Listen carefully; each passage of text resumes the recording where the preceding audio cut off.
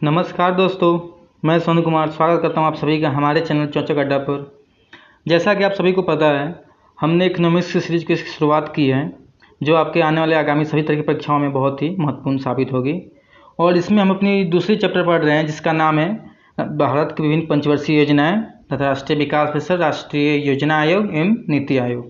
हमने अभी तक यहाँ तक समझा है कि योजना आयोग क्या है, इसका कार्य क्या है, तथा इसका स्थान पर जब नीति आयोग आया था तो इसका कार्य क्या है, इसकी कहाँ तक दोनों की सिमिलरिटी है। आगे हम पढ़ेंगे कि जो भारत की अभी तक विभिन्न पंचवर्षीय योजनाएं रही हैं, उनकी टारगेट क्या थे और कहाँ तक उन्होंने अपनी सफलता को अचीव किया। तो चलिए शुरू करते हैं। दोस्तों, हम सबसे पहले समझेंगे कि पंचवर्षीय योजना को तैयार कौन करता है और इसे लागू कौन करता है। ठीक है, तो देखिए,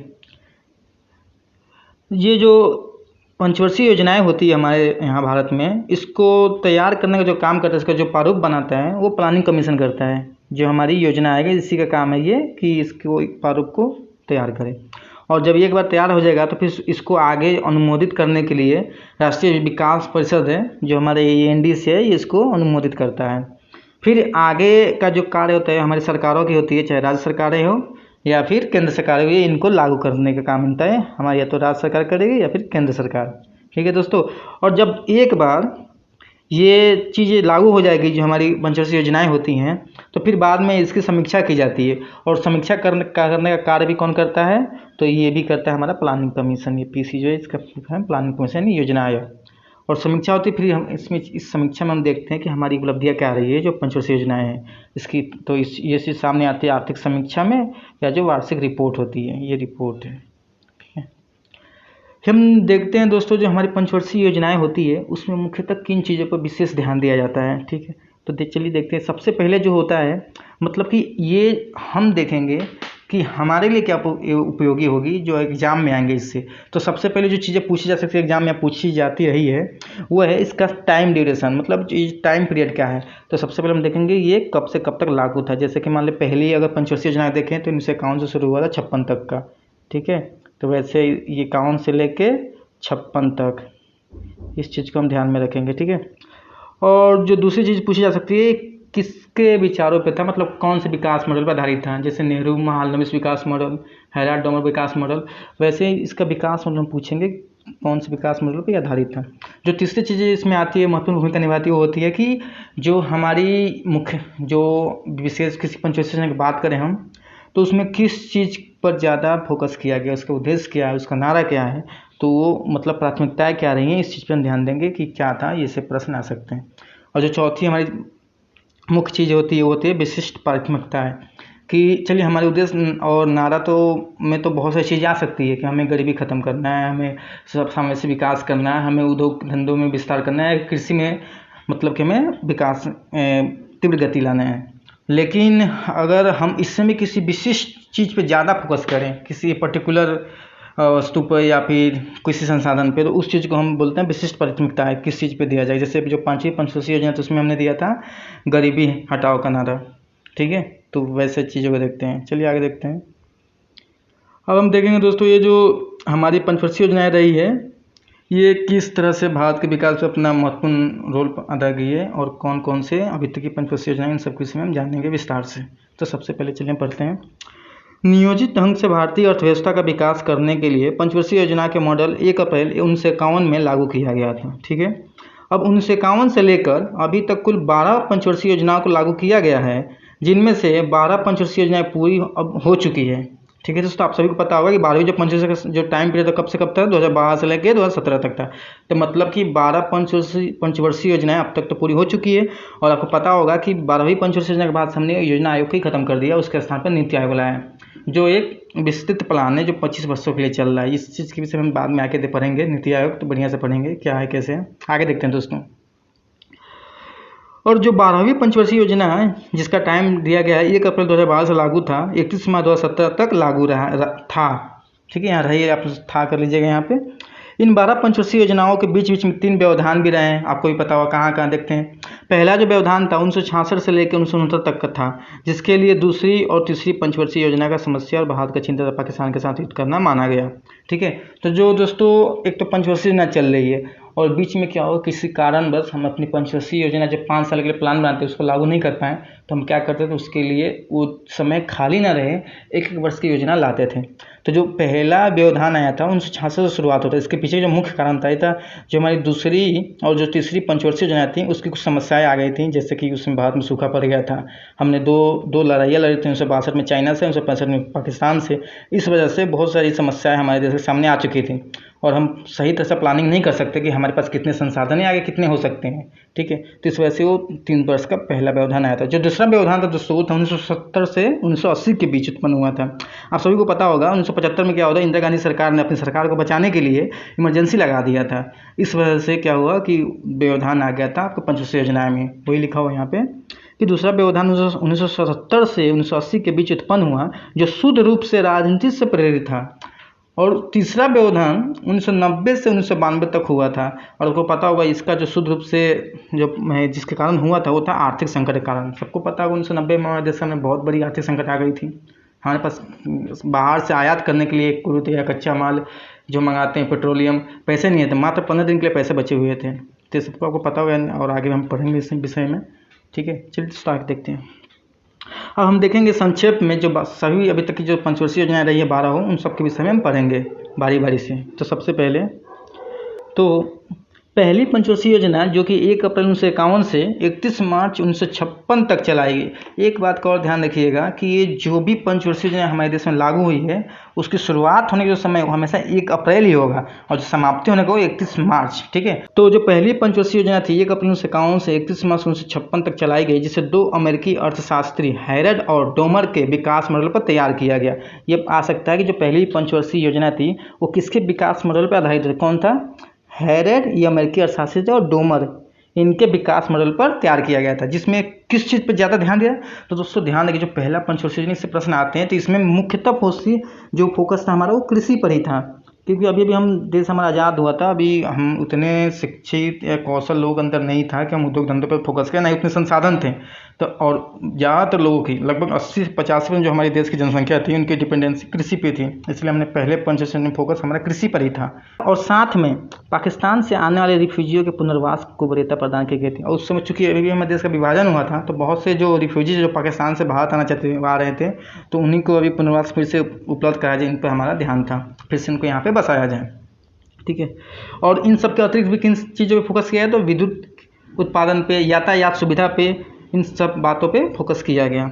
चलिए आगे देखते हैं। पहली पंचवर्षीय योजना एक सफल योजना थी और इसी में सरकार ग्रामीण क्षेत्र के युवाओं का शक्ति का प्रयोग करने के लिए 2 अक्टूबर 1952 से सामुदायिक विकास कार्यक्रम का प्रारंभ किया। अब ये प्रश्न आता है हमेशा दोस्तों कि सामुदायिक विकास कार्यक्रम था, इसका जो शुरुआत है कब से किया गया था, तो हमेशा ध्यान रखिएगा ये 2 अक्टूबर जो महात्मा गांधी का जयंती होता है 2 अक्टूबर 1952 से शुरुआत किया गया था। और पहली पंचवर्षीय योजना ऐसी योजना रही है जिसमें मुद्रास्फीति की दर 5 वर्ष ऋणात्मक रही है। ठीक है, मतलब कहने मतलब यहाँ पे महंगाई बिल्कुल ही नहीं थी।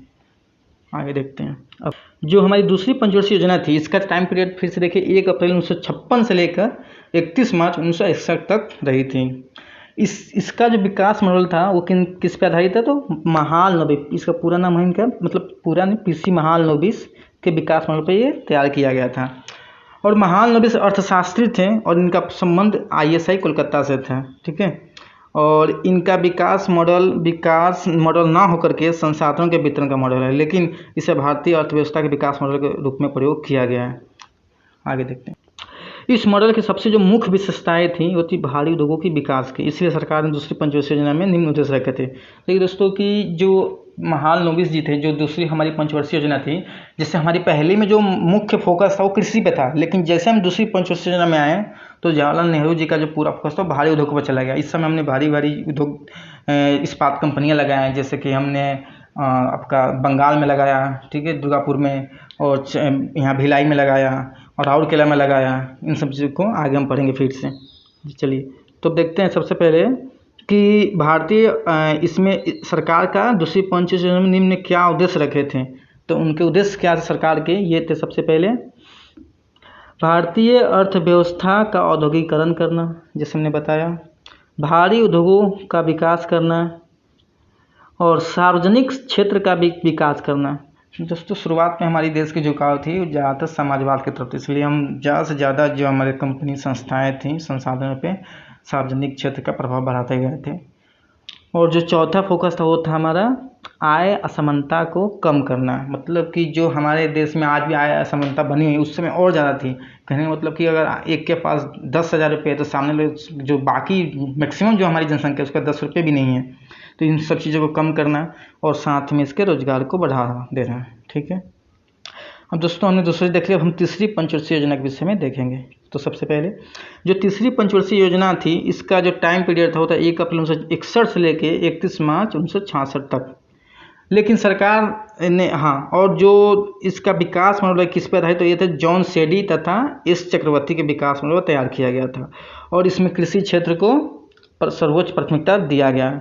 ठीक है, तो सबसे पहले देखिए, तो सबसे पहले जो हमारी पंचवर्षीय योजना थी उसमें कृषि था, दूसरे में क्या हो गया तो उद्योग धंधे हो गए, भारी उद्योग धंधे। और जैसे फिर हम तीसरे में आए तो यहाँ फिर से कृषि क्षेत्र ही आ गया, क्योंकि हमें जनसंख्या बढ़ती जा रही थी और हमें खाद्यान्न की कमी दिख रही थी, इसलिए हमने कृषि क्षेत्र पर अपना फोकस बढ़ाया फिर से। अब खाद्यान्न उत्पादन के संदर्भ में आत्मनिर्भरता प्राप्त करने का इस लक्ष्य इसमें रखा गया था। इस लक्ष्य को प्राप्त करने के लिए तीसरी पंचवर्षीय योजना में HY कार्यक्रम की रूपरेखा को तैयार किया गया। HY का मतलब हाइब्रिड। ठीक है, जैसे कि हमने हरित क्रांति की शुरुआत की, इन सब चीज़ों को बताया जा रहा है, मतलब कि तकनीकों को बढ़ावा देना कृषि क्षेत्र में। खाद्यान्नों में आत्मनिर्भरता के अपरूप रोजगार सृजन, आय की असमानता और क्षेत्रीय असमानता को भी कम करने का लक्ष्य रखा गया था। दोस्तों यहाँ पे ये बोला गया है कि अगर हम खाद्यान्न में आत्मनिर्भर हो रहे हैं तो कहीं ना कहीं इसका प्रभाव बाकी क्षेत्रों में भी दिख रहा है, जैसे हम रोजगार बढ़ा सकते हैं। ठीक है, और आय की असमानता को कम करेंगे, क्षेत्रीय असमानता को भी कम करने में फ़ायदा मिलेगा। इन सब चीज़ों को इसमें मुख्य फोकस किया गया था। 1951 से लेकर 1966 तक भारतीय अर्थव्यवस्था में आर्थिक नियोजन का प्रथम चरण कहा जाता है। ठीक है, अब 51 से लेकर जो 66 तक हमारा जो समय चला था भारत में के आज़ाद होने के बाद जो योजनाएं शुरुआत थी उसको प्रथम चरण कहते हैं, युग का प्रथम चरण का युग कहा जाता है। और इसकी विकास रणनीति कृषि उद्योग कृषि ही रही है। अब जैसे आपको पता ही होगा, पहले में कृषि, दूसरे में उद्योग, फिर तीसरे में कृषि। तो इसका जो विकास चरण भी है कि रणनीति जो रही है वो भी पहले कृषि, फिर उद्योग, फिर कृषि रही है। लेकिन 1966 तक आते आते भारतीय नियोजन के प्रति उदासीनता उत्पन्न हो गई थी और नियोजन पद्धति पर प्रश्नचिन्ह लग गया था। इस कारण तथा कुछ और कारणों से सरकार 3 वर्षों तक पंचवर्षीय योजना को लागू नहीं कर पाई। तो आपको पता होगा कि कौन कौन से व्यवधान उत्पन्न है, तो हमने आगे अभी पहले बताया आपको, जो हमारी 2 लड़ाइयाँ लड़ी गई थी चाइना और पाकिस्तान से, साथ ही सूखा पड़ गया था, बाढ़ वगैरह से हमारी जो खाद्यान्न संकट सामने आ गई थी। इसी वजह से हम मतलब जो चौथी पंचवर्षीय योजना उसको समय से हम लागू नहीं कर पाए, इसलिए हमने 3 एक वर्ष की योजनाएं लाए थे। तो वही 1 अप्रैल 1966 से 31 मार्च 1969 तक एक वर्ष की 3 योजनाओं को चलाया गया, जिसका ना तो कोई आर्थिक महत्व है और ना ही सामाजिक। 1 अप्रैल 1969 से 31 मार्च 1974 तक चौथी पंचवर्षीय योजना को लागू किया गया। सरकार ने इसे, अब इसका जो विकास मॉडल था वो देखते हैं, सरकार ने इसे एलन मान्य और अशोक रुद्र के विकास मॉडल पर तैयार किया था। ठीक है, सरकार ने चौथी पंचवर्षीय योजना में कीमत, विकास और अर्थव्यवस्था के आत्मनिर्भरता में सर्वोच्च प्राथमिकता प्रदान करने की बात कही और साथ में पहली बार वैज्ञानिक तथा तकनीकी मुद्दों के साथ साथ आवासीय श्रेणी विकास के मुद्दों को भी सम्मिलित किया गया। ठीक है दोस्तों, चौथे में कुछ खास नहीं, बस इतना ध्यान रखिए इसके समय पीरियड कम क्या था, इसके समय कौन से हमारे प्रधानमंत्री इंदिरा गांधी जी थी और ये किसके विकास मॉडल पे आधारित था। ठीक है, बाकी चीज़ें ये भी देख लीजिएगा कि इसमें मुख्य प्राथमिकता किस पे दिया गया था, तो आपको विकास पे, अर्थव्यवस्था के आत्मनिर्भरता पे और कीमत को मतलब सामान्य मतलब महंगाई को कंट्रोल करने पे। अब हम देखते हैं 5वीं को।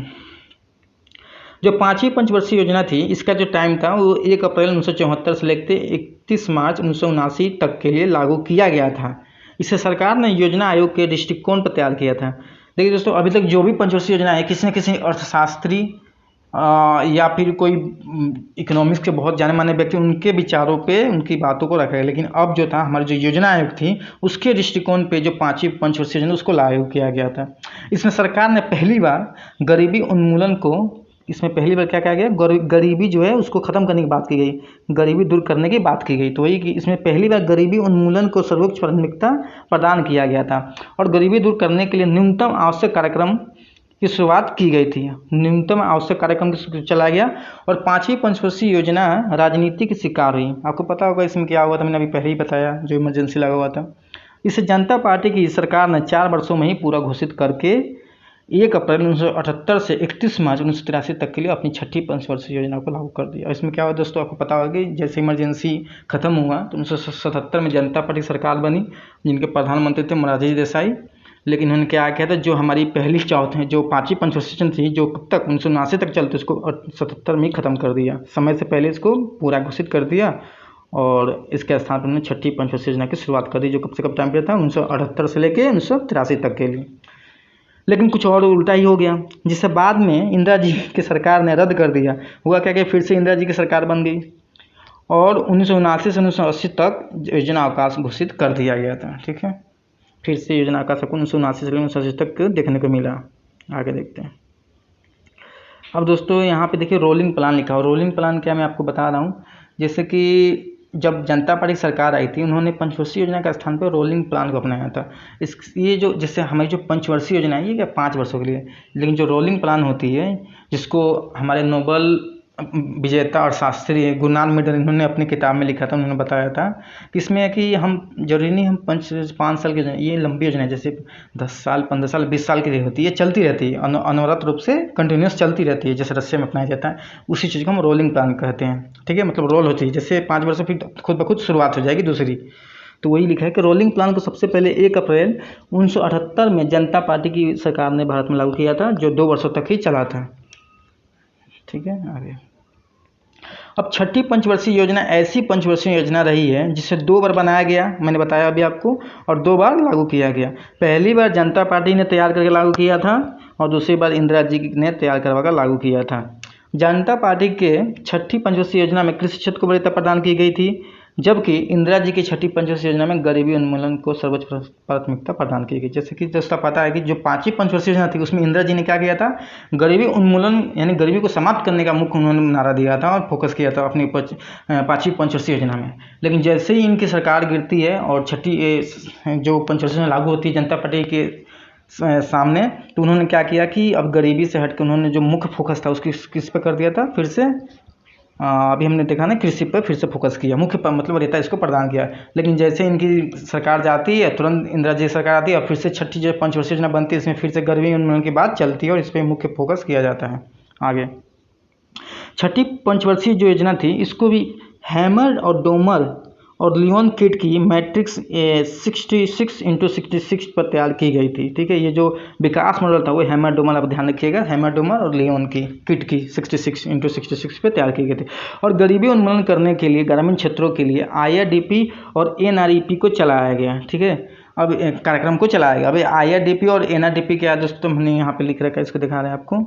जो IRDP है इंटीग्रेटेड रूरल डेवलपमेंट प्रोग्राम है और जो आपका NREP है नेशनल रूरल एम्प्लॉयमेंट प्रोग्राम। तो इंदिरा जी सरकार जब आई तो उनका मुख्य फोकस यही था कि हम गरीबी हटाएंगे। इसके लिए उन्होंने रोजगार को बढ़ावा देने के लिए जो आपका ये जैसे कि आज का मनरेगा, उस समय लोगों को रोजगार देने के लिए ऐसे कार्यक्रम की शुरुआत की गई। इस चीज़ को हम आगे भी पढ़ेंगे विस्तार रूप से, बस इतना आप जान लीजिए। आगे देखते हैं। दुर्भाग्य से छठी पंचवर्षीय योजना में ही इंदिरा जी की हत्या कर दी जाती है। आप सबको पता होगा 1984 में उनकी हत्या हो जाती है, जिससे आर्थिक नियोजन का दूसरा चरण भी समाप्त हो जाता है। ठीक है, जैसे कि पहला जो चरण था आर्थिक नियोजन तो कब से कब था, अभी हमने देखा 1966 तक का, और जो दूसरा शुरुआत 1969 से लेके अब ये आपका लगभग मान लीजिए 84 तक चला, जब इनकी हत्या हो जाती है उस समय तक। अब देखिए 7वीं जो पंचवर्षीय योजना थी तो ये आर्थिक नियोजन का तीसरा चरण शुरू हो जाता है यहाँ से। ठीक है, अब चूंकि इंदिरा जी ने छठी पंचवर्षीय योजना को 15 वर्षों के लिए तैयार किया था, मतलब कि इन्होंने प्रोस्पेक्टस प्लान, जैसे रोलिंग प्लान था ना, उस हिसाब से उन्होंने इसको तैयार किया था, जिस कारण सरकार ने 7वीं पंचवर्षीय योजना को भी 15 वर्षों के लिए तैयार किया था। ये 15 वर्ष कहने मतलब दोस्तों ऐसा है कि जैसे योजनाएं बन गई एक ही बार 15 वर्षों के लिए, जैसे 5 साल पूरा होता है फिर से योजना ना बना के तुरंत जो पहले से हमने बना रखा है वो लागू हो जाती है और अनंत रूप से चलती रहती है। तो जो छठी थी दोस्तों ये भी 15 वर्ष के लिए बनी हुई थी, प्रोस्पेक्टस प्लान कहते हैं इसको, जैसे रोलिंग प्लान हो गया। फिर जो 7वीं थी ये भी प्रोस्पेक्टस प्लान पे रहती है, ये भी 15 वर्षों के लिए ही बनाई गई थी। 7वीं पंचवर्षीय योजना CN वकील और ब्रह्मानंद के मजदूरी वस्तुओं का मॉडल और रोजी रोजगार रोटी उत्पादकता का नारा दिया गया था। ठीक है दोस्तों, मतलब कहने मतलब यहाँ पे ये है कि जो 7वीं पंचवर्षीय योजना थी इसका जो विकास मॉडल था ये CN वकील और ब्रह्मानंद के विचारों पर था, और इसके साथ ही जो इसमें मुख्य फोकस किया गया था वो था रोजी रोटी और रोजगार। ठीक है, रोजी रोटी उत्पादकता का नारा दिया गया था। साथ में आधुनिक विज्ञान एवं प्रौद्योगिकी का महत्वपूर्ण कार्य किया गया था। जो आज का हम विज्ञान देख रहे हैं, जो इतना साइंस आगे बढ़ चुकी है, हम मोबाइल में जो IT में देख रहे हैं, इतना मोबाइल फोन हमारे हाथ में लेकर सब कहीं भी सब कुछ कर सकते हैं। इन सब जो शुरुआत हुई थी हमारे भारत में लगभग वहीं से 7वीं पंचवर्षीय योजना से शुरुआत हो गई थी, राजीव गांधी के समय से। ठीक है, और इसलिए इसको कंप्यूटर युग की शुरुआत भी कहते हैं। यहाँ से 7वीं पंचवर्षीय योजना को 1985 से लेकर 1990 तक के लिए चलाया गया था। ठीक है, 1 अप्रैल 1990 से 31 मार्च 1992 तक कई महत्वपूर्ण घटनाएं घटी। ठीक है, अब ये घटनाएं क्या रही थी ये हम देखते हैं। सबसे पहले राजीव गांधी जी की हत्या कर दी जाती है। ठीक है, इसके बाद क्या होता है, भारत में जल्दी जल्दी सत्ता परिवर्तन। आप देख रहे हैं कि किसी भी बहुमत की सरकार नहीं बनती थी, गठबंधन की शुरुआत हो गई थी और एक बहुत सारे पार्टी मिलकर एक सरकार स्थापित की है। फिर उनमें किसी ने अपना हाथ खींचा, फिर सरकार गिरी, फिर किसी और ने उसमें वो अपना समर्थन दिया, फिर से बनी। ये चीज़ें चल रही थी। तो ये भी घटनाएं थी हमारे, मतलब कि जो हमारे देश में घट रही थी उस समय भारत में जल्दी जल्दी सत्ता का परिवर्तन हो जाना। भारत में आर्थिक संकट उत्पन्न हो जाना, आपको पता होगा 1990 में क्या हुआ था। उसके बाद 24 जुलाई 1991 को नई आर्थिक सुधार नीति को लागू कर दिया गया था, ये भी आपको पता होगा। ठीक है, देखते हैं। उपरोक्त घटनाओं के कारण सरकार का 8वीं पंचवर्षीय योजना समय से प्रारंभ नहीं कर सकी और आलोचनाओं से बचने के लिए 1-1 वर्ष की 2 योजनाओं को चलाया गया। इन सब कारण से क्या हम फिर से अपनी पंचवर्षीय योजना को लागू नहीं कर पाए और 2 बार 1 वर्ष के लिए लागू किए हैं 1 वर्षीय योजना। ठीक है, अब देखते हैं 8वीं पंचवर्षीय योजना को। जब ये लागू हुआ तो जो 8वीं पंचवर्षीय योजना है, इसका जो टाइम पीरियड है 1 अप्रैल 1992 से, चूँकि 2 वर्ष का व्यवधान आ चुका था तो 2 वर्ष यहाँ लेट हो गया, तो 1 अप्रैल 1992 से 31 मार्च 1997 तक के लिए चलाया गया। इसे भारत में आर्थिक नियोजन के लिए नई युग की शुरुआत कहा गया। ठीक है, जिसका आधार भारतीय अर्थव्यवस्था का उदारीकरण, निजीकरण और वैश्वीकरण बनाया गया। सभी को पता होगा, नहीं भी तो मैं बता रहा हूँ कि 1990 में क्या होता है, जब आर्थिक संकट आया था हमारे ऊपर तो हमने बहुत व्यापक सुधार किया था अपने भारतीय अर्थव्यवस्था में, और ये 3 चीज़ों को लाया था, उदारीकरण, निजीकरण और वैश्वीकरण को अपनाया था। उदारीकरण, निजीकरण और वैश्वीकरण क्या है तो मैं आपको बता दूँ जस्ट थोड़ी देर में।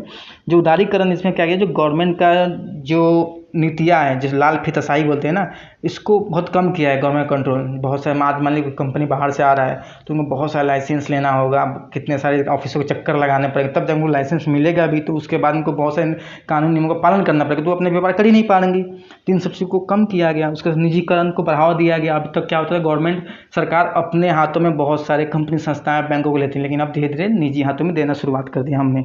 उसके साथ ही वैश्वीकरण को बढ़ावा, मतलब हम अपनी इकोनॉमी को बाहरियों के लिए खोल दिया, बाहर देशों के लिए, कि अब हमारे देश में बाहर से भी बिना किसी रोक टोक कंट्रोल के ज़्यादा से ज़्यादा व्यापार हो सके। FDI का प्रभाव बना रहे हमारे देश में भी।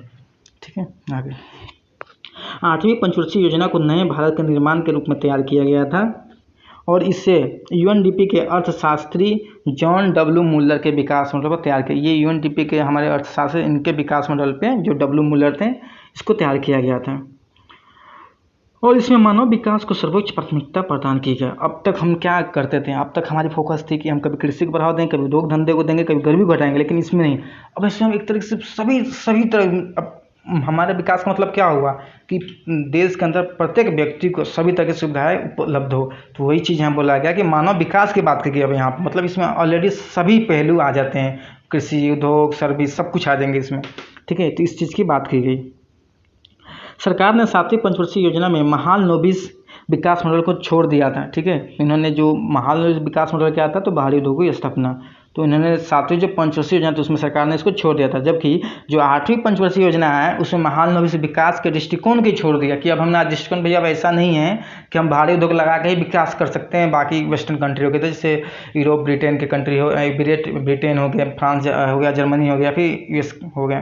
तो हमको ऐसे नहीं करना है। ठीक है, क्योंकि हमारी जनसंख्या प्रधान देश है और कृषि प्रधान, तो हम उसी हिसाब से आगे बढ़ेंगे। आगे, और यहाँ से मानव विकास को सर्वोच्च लक्ष्य बनाया गया था। सरकार ने 8वीं पंचवर्षीय योजना में सामाजिक न्याय के साथ साथ विकास करने का लक्ष्य रखा था। साथ में महिला सशक्तिकरण, पर्यावरण रक्षा, बाल विकास, जन सहयोग इत्यादि उद्देश्यों को भी शामिल किया गया था। ठीक है, सरकार ने 8वीं पंचवर्षीय योजना से अर्थव्यवस्था के विकास में राज्य की भूमिका को सीमित करना प्रारंभ कर दिया था। जैसे हमने बताया आपको, निजीकरण, वैश्वीकरण और उदारीकरण अपनाया गया था और निजी क्षेत्र को बढ़ावा देना शुरुआत की गई। 8वीं पंचवर्षीय योजना में विकास का जो वार्षिक जो लक्ष्य होता है, टारगेट हमने रखा था 5.6%, लेकिन हमको बहुत अच्छी उपलब्धि यहाँ पर हासिल हुआ था। जो हमारी प्राप्ति हुई थी वो 6.8% था। अब हम दोस्तों यहाँ पे देखते हैं एक चीज़ लिखा है, सरल रूप से आर्थिक विकास को किस तरह से हम ज्ञात कर सकते हैं कि हमारे विकास हो रही है कि नहीं हो रही, इस चीज़ को ज्ञात करने का फॉर्मूला है। उसका ये फॉर्मूला है कि विकास दर इज इक्वल टू होता है निवेश दर, मतलब हमारे देश में जितना जैसा निवेश होगा बाहर से या देश के अंदर से ही, बट है पूंजी उत्पाद अनुपात। अगर ये अगर ज़्यादा आएगा तो हमारे देश विकास दर में आगे होगी। अब निवेश दर आपको पता ही होगा, जो हम जो बचत करके निवेश करते हैं अपनी इकोनॉमी में, कहीं भी कर सकते हैं, बैंकों में, किसी कंपनी में। और ये पूंजी उत्पाद अनुपात क्या है तो मैं आपको बता दूँ सरल शब्दों में। और जैसे मान लीजिए कि हम कोई बिजनेस शुरुआत कर रहे हैं, अगर उसमें हम 10 रुपये डाल रहे हैं, 10 रुपये डाल के अगर हमको उसमें जो प्रॉफिट हो रहा है वो 12 रुपये का हो रहा है, तो यहाँ पे क्या हो रहा है कि हमें 2 रुपये का फ़ायदा हो रहा है। तो कहने का मतलब कि यहाँ पे पूंजी उत्पाद जो अनुपात है क्या है, ये कम है, ठीक है। और वही अगर हम बात करें कि हम 10 रुपये लगा के 9 रुपये प्राप्त कर रहे हैं, 8 रुपये प्राप्त कर रहे हैं, क्या है कि ज़्यादा है, मतलब कहें तो हम यहाँ पर ज़्यादा पैसे लगा के कम कमा रहे हैं। तो ये जितना कम रहेगा उतना हमारी विकास दर ज़्यादा रहेगी, मतलब जितना कम पैसा लगा हम जितना ज़्यादा कमाएंगे वो फ़ायदा होगा। तो उसी चीज़ को यहाँ पर लिखा गया है, आप सभी देख लीजिएगा, ठीक है। आगे देखते हैं। अभी देखिए इस चीज़ को यहाँ पर एक्सप्लेन किया गया है, जो फार्मूला जो सूत्र दिया गया है कि उपरोक्त सूत्र में आई और जी आर के बीच सीधा संबंध है। आई आर क्या है तो इन्वेस्टमेंट रेट, और ये जी एफ क्या है, एक second, G R growth rate है और आई आर क्या है आपका इन्वेस्टमेंट रेट में सीधा संबंध। कैसे, अर्थात यदि निवेश दर बढ़ती है तो विकास दर बढ़ेगी, ठीक है। अब आप यहाँ देख लीजिए, यहाँ पे क्या है, निवेश से विकास, अगर ये ज़्यादा होगी तो ये भी ऑलरेडी ज़्यादा होगी। और वही चीज़ लिखा है, अगर निवेश बढ़ती है तो विकास दर भी बढ़ेगा, और निवेश दर घटती है तो विकास दर घटेगी, और यदि निवेश दर स्थिर रहेगी तो विकास दर भी स्थिर। ये जानने की चीज़ें नहीं है, वैसे आप पढ़ लीजिएगा, यहाँ पे दिया गया है, कुछ खास उतना मतलब महत्व नहीं है। आगे देखते हैं पूंजी की। अब ये चीज़ लिखा हुआ है दोस्तों, जो हमने आपको बताया कि पूंजी उत्पादकता अनुपात क्या होता है, तो वही चीज़ यहाँ पे लिखा गया है कि पूंजी की एक इकाई प्राप्त करने के लिए आवश्यक पूंजी की मात्रा को पूंजी उत्पाद अनुपात कहते हैं, ठीक है। पूंजी उत्पाद अनुपात दक्षता अभी किस पे निर्भर करता है, तो पूंजी उत्पाद अनुपात दक्षता, कुशलता, शिक्षितता के द्वारा प्रभावित होता है। कहीं मतलब कोई व्यक्ति जितना ज़्यादा कौशल क्षमता उसकी होगी उतने सही तरीके से अपने पूंजी का इस्तेमाल कर पाएगा, उतना ज़्यादा उसको बेनिफिट प्रॉफिट होगा। तो ये चीज़ लिखा गया है। अब क्या है कि जो अल्प विकसित देश होते हैं और विकासशील देशों में पूंजी उत्पाद अनुपात अधिक होता है, ठीक है, जबकि विकसित देशों में कम होता है। इसके पीछे कारण यही है कि वहाँ पर विकसित जो देश होते हैं वहाँ लोग ज़्यादा शिक्षित हैं, ज़्यादा कौशल के अंदर हैं, तो कम पैसा लगा के ज़्यादा कमा लेते हैं। हमारे यहाँ जो हम विकासशील हैं या फिर जो अल्प विकसित हैं वहाँ पर ऐसा नहीं होता है, ठीक है। अब ये जो पूंजी उत्पाद ये अलग अलग अर्थव्यवस्था के लिए अलग अलग होता है, या अलग अलग क्षेत्रों के लिए अलग अलग होते हैं। जैसे औद्योगिक क्षेत्रों में पूंजी उत्पाद अनुपात क्या होता है, अधिक होता है। कहने मतलब कि हमें अगर उद्योग धंधों को बढ़ावा देना है तो अब मान लीजिए एक उद्योग धंधे को खड़ा करने में बहुत पैसे लग सकते हैं। आपको लैंड लेना होगा, आपको उसमें बहुत सारे पूंजी लगाने, बहुत सारे मशीनें लाने होंगे, तकनीकी का उपयोग करना होगा, बहुत सारे लेबर चाहिए, फिर कच्चे माल लाएंगे, उसको क्या ट्रांसपोर्ट का खर्च सब बना के पैकेजिंग करके तब बेचेंगे, तो है पैसे तो बहुत ज़्यादा लग रहे हैं लेकिन प्रॉफिट कम होते हैं। तो वही चीज़ लिखा हुआ है कि जो उद्योग धंधे होते हैं उनका जो पूंजी उत्पाद अनुपात है अधिक होता है, और सेवा क्षेत्र में या फिर कृषि के क्षेत्र में पूंजी उत्पादन का मतलब कम पैसे लगाकर हम ज़्यादा कमा सकते हैं। कहने मतलब देख लीजिए, आज अब हम क्या करते हैं, आज गांव में या फिर बहुत सारे बाजार मार्केट में देखिए आप, एक लैपटॉप लेके बैठ गया, वहाँ पे मूवी डाल रहा है, डाउनलोड कर रहे हैं, इन सब चीज़ों से बहुत कमा ले रहे हैं, मतलब पैसा कम लगा ना और मुनाफा ज़्यादा है, ये इन सब चीज़ों को देखा जा रहा है, ठीक है। आगे यानी कृषि क्षेत्र में आय की लोच इनकम इलेक्ट्रिसिटी कम होती है, जबकि सेवा क्षेत्र में आय की लोच अधिक होती है। इन्हीं आर्थिक सिद्धांतों के कारण पूंजी की कमी की वजह से भारत में कृषि क्षेत्र से सीधा सेवा क्षेत्र में विकास किया गया और औद्योगिक क्षेत्र को छोड़ दिया। देखिए दोस्तों, जो आम तौर पे जो विकास किए हुए देश हैं, मतलब जो विकसित देश हैं, अमेरिका को ले लीजिए, ब्रिटेन, फ्रांस, जर्मनी, जापान, इनका क्या होता है, सबसे पहले कृषि पर इनका ध्यान होता है, फिर ये कृषि से चरणबद्ध रूप से पहले उद्योग में आते हैं, फिर सेवा क्षेत्र में जाते हैं, मतलब ये क्रमिक रूप से बढ़ते हैं आगे। लेकिन हमारे यहाँ क्या है, चूँकि हमारे पूंजी की कमी है तो इसलिए हमने कृषि से सीधे उद्योग में जाकर सेवा क्षेत्र में एंट्री मार दिया, ठीक है। तो वही चीज़ लिखा है यहाँ पे कि कृषि आर्थिक सिद्धांतों के कारण और पूंजी की कमी के कारण भारत में कृषि क्षेत्र से सीधा सेवा क्षेत्र में विकास किया गया और औद्योगिक क्षेत्र को छोड़ दिया गया। लेकिन विकास के अर्थव्यवस्था के अनुसार दीर्घकालीन विकास की दृष्टि से इससे अच्छा नहीं माना जाता है, ठीक है। लेकिन ये आपको तत्कालिक रूप से तो आपको फ़ायदा दिखेगा, ग्रोथ दिखेगा आपकी इकोनॉमी में, लेकिन आगे के लिए फ़ायदेमंद नहीं होगा, क्योंकि अगर जब तक आप कृषि से उद्योग में नहीं आएंगे और उद्योग से सेवा में, तो ये मतलब कि सही रूप से विकासित आप विकास की प्रक्रिया नहीं कही जाएगी इसको, ये इसकी लॉस होती है। अब लॉस क्या था हम आगे फिर से पढ़ेंगे। देखिए, एक देश की आर्थिक रणनीति को बढ़ावा देने के लिए देश की निवेश दर पूंजी उत्पादन के अनुपात को कम किया जाए या दोनों किया जाए तो बहुत ही सही होगा। निवेश दर को 3 तरीके से बढ़ाया जा सकता है। अगर किसी भी देश को विकास करना है तो उसको क्या करना पड़ेगा, उसको अपने देश में निवेश की दर जो ग्रोथ है उसको ज़्यादा से ज़्यादा निवेश करना होगा अपनी इकोनॉमी और अपनी अर्थव्यवस्था में। साथ ही जो पूंजी उत्पाद अनुपात उसको कम करना होगा, कहने मतलब कम पैसा लगा, हमको ज़्यादा से ज़्यादा प्रॉफिट चाहिए, तो इन सब चीज़ों पर ध्यान देना होगा। और इसके लिए हम क्या कर सकते हैं, कोई देश क्या कर सकता है, तो सबसे पहले घरेलू बचत दर को बढ़ाकर हम ज़्यादा से ज़्यादा बचत करें अपने देश के अंदर। विदेशी कंपनियों के आमंत्रित करना या वहाँ से ऋण लेकर, ये भी कर सकते हैं, या तो हम वहाँ से पैसे ऋण ले लें या फिर अपने यहाँ पे बुलाएं कि भाई आइए भैया हमारे यहाँ पे कंपनियाँ लगाइए, हम आपको बहुत सारे छूटें देंगे। या फिर नई करेंसी को लागू करके हम, या फिर ये भी कर सकते हैं, अगर आसानी से करना है तो चुपचाप पैसा छापो और अभी RBI को बोल भैया पैसा छाप दो जितना छापना है, ये भी कर सकते हैं। लेकिन अब देखते हैं, इन तीनों में सबसे अच्छा तरीका घरेलू निवेश को बढ़ाकर माना जाता है और सबसे जोखिम वाला उपाय जो है नई करेंसी संबंधी उपाय है। यदि नई करेंसी सिद्धांतों के अनुरूप नहीं जाने दिया जाता है बल्कि मनमानी ढंग से जारी किया जाएगा तो इससे मुद्रास्फीति की गंभीर समस्या उत्पन्न हो सकती है। मुद्रास्फीति क्या होता है आपको पता ही होगा, अगर बहुत सारी महंगाई आ जाएगी देश के अंदर, क्योंकि हमने क्या करेंगे, अंधाधुंध पैसे छाप देंगे, लोग बस बहुत सारे पैसे हो जाएंगे, पैसे ज़्यादा है और सामान कम है, वस्तुएं कम है, तो लोग महंगा दाम में सामान बेचेंगे, महंगाई आ जाएगी, ये सारी चीज़ें हैं, ठीक है। अब हम देखते हैं दोस्तों आज आपकी 9वीं पंचवर्षीय योजना है। तो जो 9वीं पंचवर्षीय योजना है इसका जो टाइम था ये 1 अप्रैल 1997 से लेकर 31 मार्च 2002 के लिए चलाया गया था। सरकार ने अपनी 8वीं पंचवर्षीय योजना के उद्देश्य और प्राथमिकताओं को 9वीं पंचवर्षीय योजना में भी व्यापकता प्रदान की। मतलब कि जो हमारी फोकस थी 8वीं पंचवर्षीय योजना में, जो हम मानव के सर्वोच्च विकास की बात करें तो उसी चीज़ को हुबहू इसमें भी रखा गया 9वीं पंचवर्षीय योजना में, ठीक है, और उसको अधिक स्पष्ट कर दिया गया। सरकार ने 9वीं पंचवर्षीय योजना में मानव विकास के साथ साथ मानव कल्याण की बात की, यानी इसकी सर्वोच्च प्राथमिकता प्रदान की, और सामाजिक न्याय तथा समानता के विकास करने का लक्ष्य रखा गया था।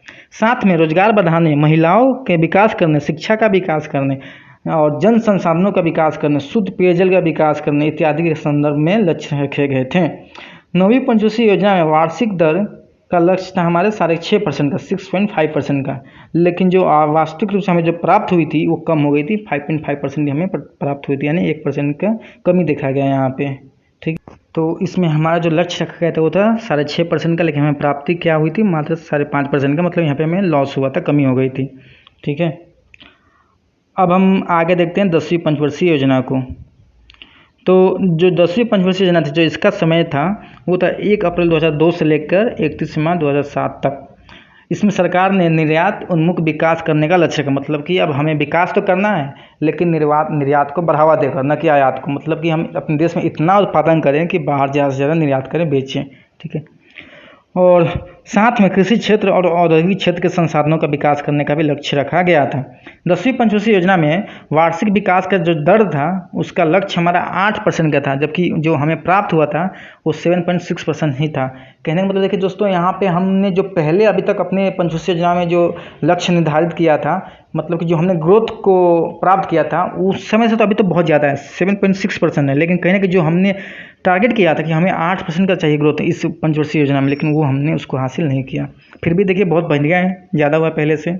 आगे जो 11वीं पंचवर्षीय योजना थी इसका जो समय था वो 1 अप्रैल 2007 से लागू किया गया था और 31 मार्च 2012 तक के लिए चलाया गया था।